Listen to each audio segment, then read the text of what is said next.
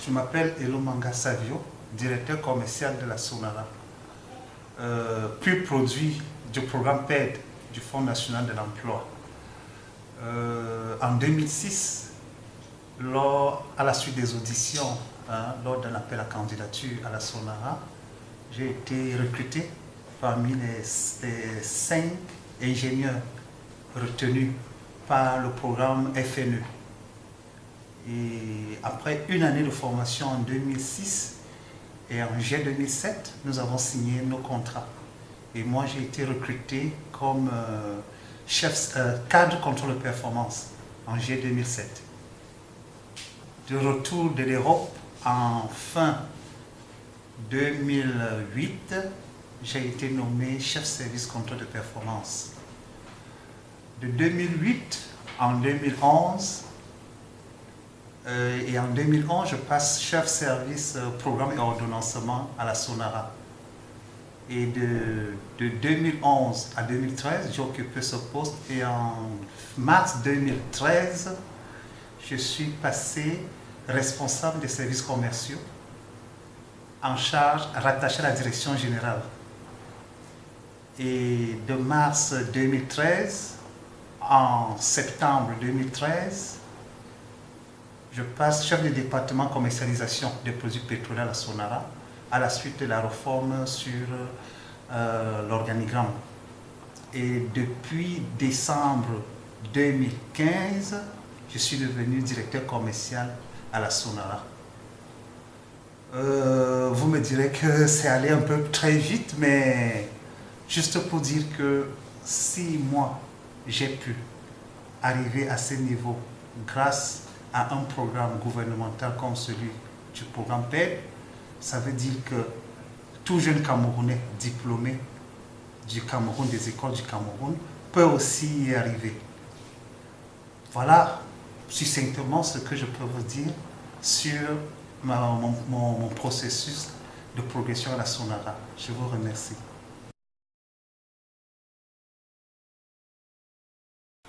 Bonjour, je suis mademoiselle Onanina Mekouli Renette. Je suis actuellement un cadre d'entreprise à la Sonara et je vais vous parler un peu de mon parcours. J'ai eu la chance de bénéficier d'un programme de l'ONU-PET, programme emploi diplômé. Lorsque j'ai fini mes études et que je rédigeais mon mémoire de fin d'études, j'ai ouvert un dossier au FNE à Yaoundé et dans le cadre de la recherche d'un emploi. Alors en 2006, j'ai été contactée, en fait, j'ai eu à passer des tests qui se sont accompagnés d'un entretien à la Sonara en janvier, le 22 janvier 2007 et ça s'est bien passé. En fin mars, j'ai été appelée et la bonne nouvelle m'a été annoncée. J'ai été embauchée à la Sonara, mais j'ai été stagiaire pré-emploi du programme PAID justement du 7 avril 2007 à fin juin 2008, période pendant laquelle j'ai travaillé dans la direction de l'administration et des ressources humaines en tant que cadre stagiaire et j'ai appris énormément de choses. J'ai travaillé sur pas mal de projets très intéressants. Puis à la fin de cette période-là, au mois de juillet, le 1er juillet 2008, j'ai été recrutée en contrat à durée indéterminée comme cadre ressources humaines à la Sonara. Par la suite, j'ai été mutée comme cadre chargé de l'administration des formations au service formation de la direction de l'administration et des ressources humaines. Alors, où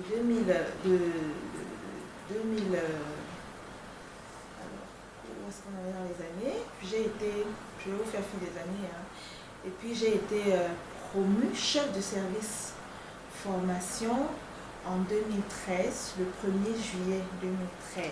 J'ai été promue chef de service formation. Par la suite, eu égard à une réorganisation qui a eu lieu chez nous, à la Sonara, l'organigramme a été modifié et le service GPEC a été formellement créé. C'est ainsi que le 4 septembre 2013 encore, j'ai été nommée chef du service GPEC de la Sonara, poste que j'occupe depuis lors jusqu'à ce jour, juin 2016. C'est une expérience très enrichissante, c'est un programme très intéressant qui donne la possibilité à des jeunes diplômés d'intégrer le monde de l'emploi.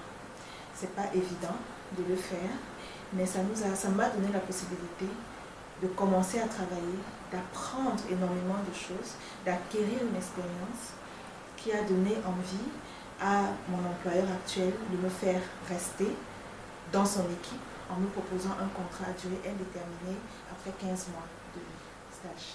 Merci.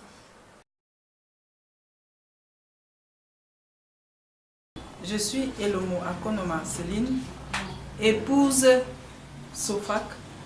J'arrive ici en 2005 et quand j'arrive en 2005, je vais rencontrer le Fonds national de l'emploi parce que je viens dans l'optique de m'installer. Mais toute jeune à l'époque, je me lance dans un monde que je ne connais pas, celui de demander à être financé. J'arrive donc au Fonds national de l'emploi. Le Fonds national de l'emploi avec le format directeur, ou alors l'ancien directeur et un conseiller emploi. Je me rappelle que j'ai rencontré un monsieur qui s'appelait Monsieur Mbé et je lui dis, je voudrais ouvrir un centre, je voudrais ouvrir un centre de formation, un centre d'esthétique, pardon. Et la question qu'il m'a posée me fait beaucoup rire aujourd'hui, mais ça m'a fait beaucoup plaisir parce que ça m'a montré à quel point ils m'ont fait confiance. Il m'a dit, tu es jeune. Qu'est-ce qui nous fait comprendre que ton projet, ce projet-là que tu as en main, tu ne veux pas seulement l'argent pour partir comme toutes les jeunes filles de ton âge partent. Et donc je lui dis, faites-moi confiance, monsieur. Il n'était pas obligé, mais il me fait confiance. Et il me donne donc cette opportunité, celui d'avoir un crédit et d'ouvrir un institut de beauté. Et je me lance donc.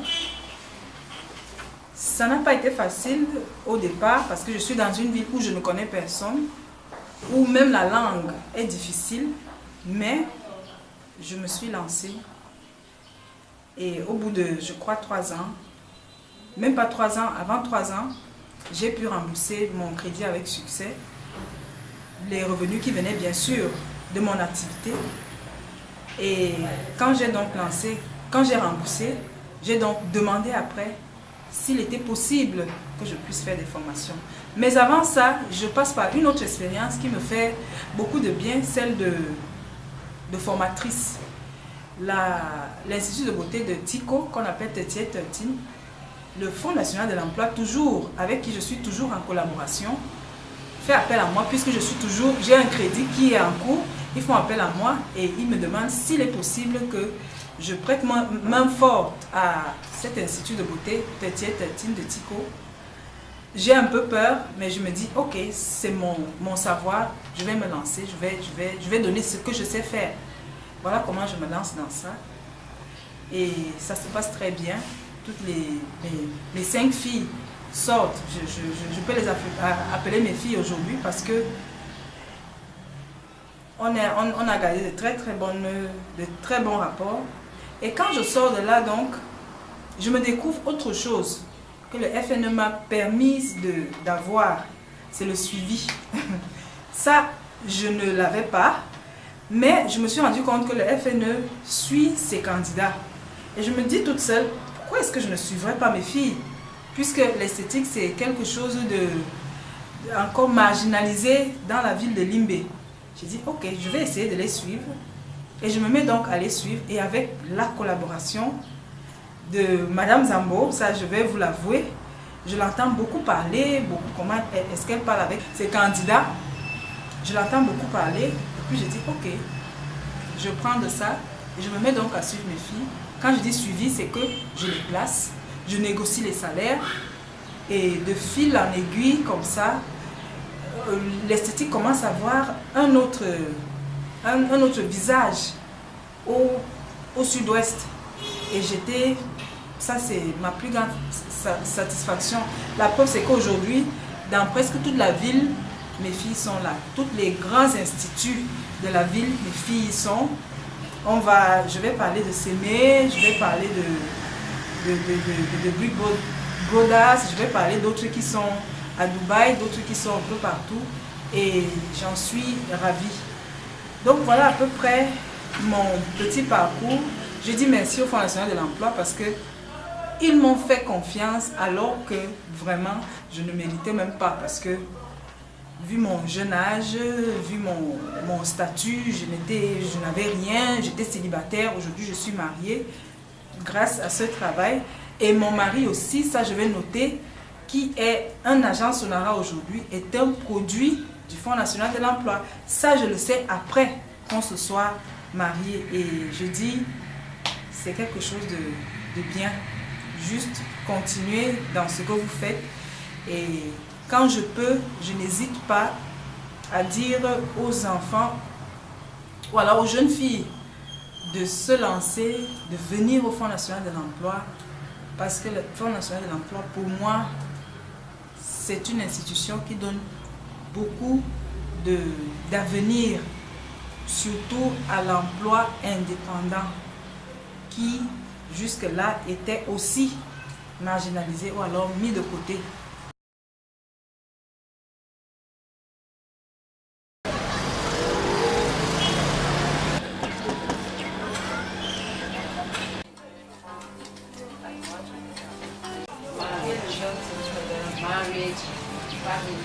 Hello, my name is Mfo Immaculate, Director of Freelance Beauty Clinic Limbe. I'm the product of National Employment Fund. I started with National Employment Fund 2009-2010. I was trained by National Employment Fund. After my training for aesthetics and hairdressing, I worked hard and gathered my own money. I went to National Employment Fund for loan. They gave me loan. I had to open a mini salon for hairdressing. After that, now, thanks to National Employment Fund for the help of the loan, I had to work hard and gather my money through the loan, and I have now a bigger place like this one where I'm doing massage, I do hairdressing, facial treatment, I have sauna, I have hammam, I do body scrub, I also sell attachment and other good products for the body. Thanks very much. You're welcome to CDC. I'm Henry Beckett, Director of Human Resources of CDC for about 3.5 years now. I want to take this opportunity to talk a little bit about the very good working relationship between CDC and National Employment Fund. I am singularly elated to have found in National Employment Fund a very, very worthy partner concerning human resource management. I want to say through their activities, it has given credibility to HR practices in CDC. I will talk about issues of recruitment and selection, whereby we don't have to go through a lot of headache when we have to recruit and select workers. Because of the relationship that exists between our two structures, Employment Fund is always available and ready to assist us. Let me give an example. In the case of a vacancy, we express our desire or our intention to recruit to National Employment Fund, who readily sends to us a list of qualified candidates depending on the profile we give them. We put this together with the walk-in candidates who come to CDC directly, and we come up with a very technical interview.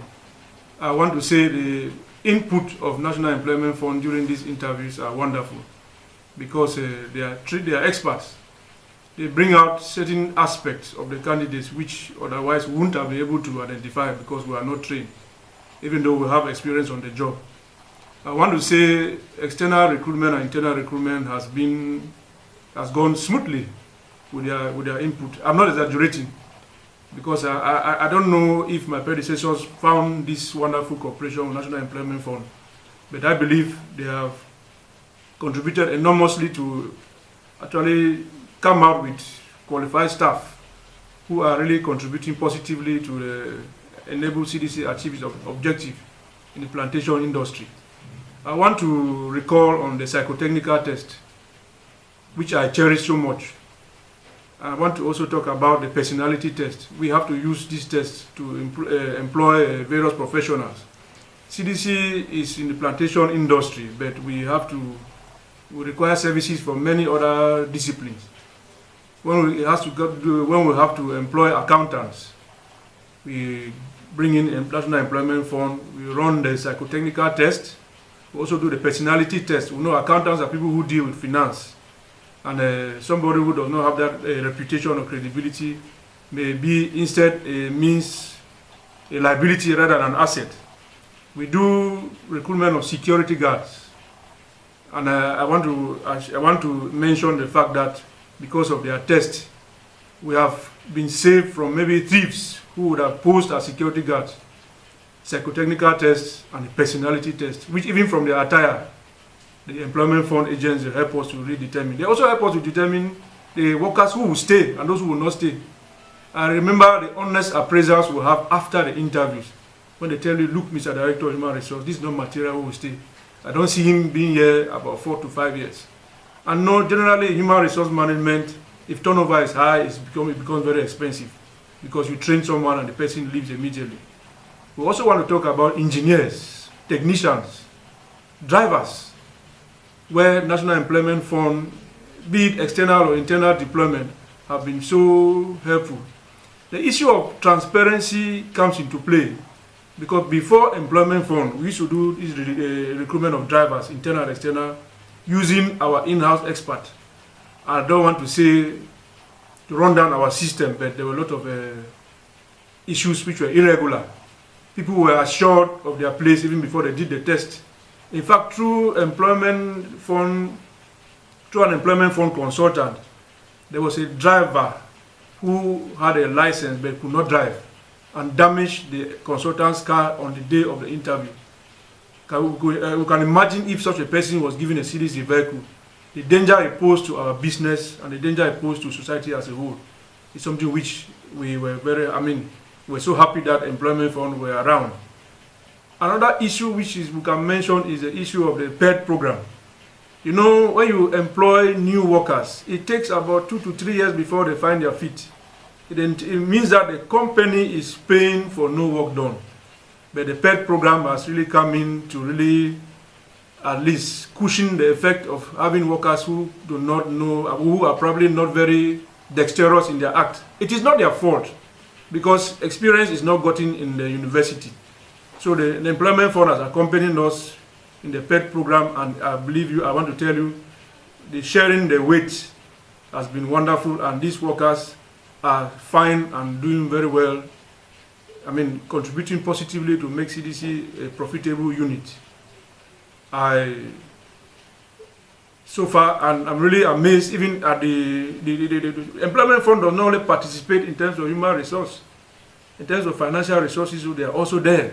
It's amazing, because as Cameroon Development Corporation will never be used to being given assistance in terms of finance or human resource. And the promptitude and the availability is something which it is a bit strange in our Cameroonian context. If we all move in that particular direction, I think the head of state's orientation of us emerging will become a reality. I know it is quite an ambitious objective that the head of state has, but normally a journey of 1,000 miles begins with the first step. I want to salute again the relationship between CDC and Employment Fund, and the general manager who has given me the green light to have this interview is also very, very positive about the Employment Fund. And whenever I call Employment Fund, whatever, he is so happy. I remember one time we had an issue in the house where some workers were saying that we are wasting money when they have competent technicians to test When I told them that it's next to free, they were actually embarrassed and had to sit quiet. And normally human resource, we are also subject to audit, HR audit, because we are supposed to be fair and objective in our dealings. We should not be very subjective in our recruitment, that we should not employ only workers from a particular region, workers of a particular cultural background. So by the fact that we use an employment fund, a government agency, that has as a objective to ensure that all Cameroonians have a job, it gives me credibility and it gives me some sort of assurance in the event of an HR audit, because they will want to find out how I do my selection, how do I pre-select. They should want to find out whether I'm not only employing my brothers, but from what we see here, you see Cameroon in CDC. It was not like that before, but you see Cameroon in CDC. We go in for competence, not language or tribe. This, I believe, employment fund actually accompanies us in this very, very arduous task. If you understand that CDC is the second highest employer after the state, it's really quite an important task, and I'm so elated to have employment fund accompany me. I want to talk especially about employment fund in Limbe or Southwest, with whom I work daily. If this same spirit prevails in employment fund all over the country, I believe then Cameroon will go places in terms of recruitment.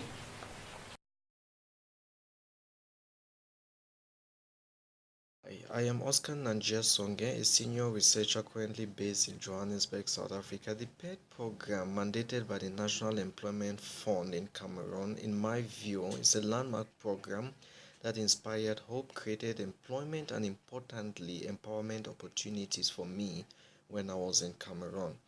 As a beneficiary of the program, I gained skills that transition into long-term employment and educational opportunities for me. The program served as a professional support framework and helped me hone my skills as a public relations officer at the Boyer Council Southwest region.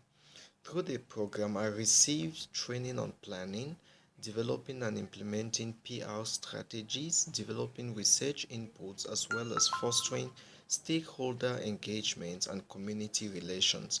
This exposure empowered me professionally and served as a springboard for me to pursue supplementary training and postgraduate studies in Israel and South Africa, respectively. I am currently a senior social science researcher based in Johannesburg, South Africa. This position has opened a world of opportunities for me. As a Q, I must credit the National Employment Fund's PED program for significantly laying that foundation on which my extensive work experience, ethics, and opportunities have been built. From my perspective, the PED program is a success story as it exposed, trained, and empowered me to attain the goals that I had set for my professional growth and development. My name is His Majesty Samuel Leona. I came in contact with National Employment Fund in 2001 as a job seeker.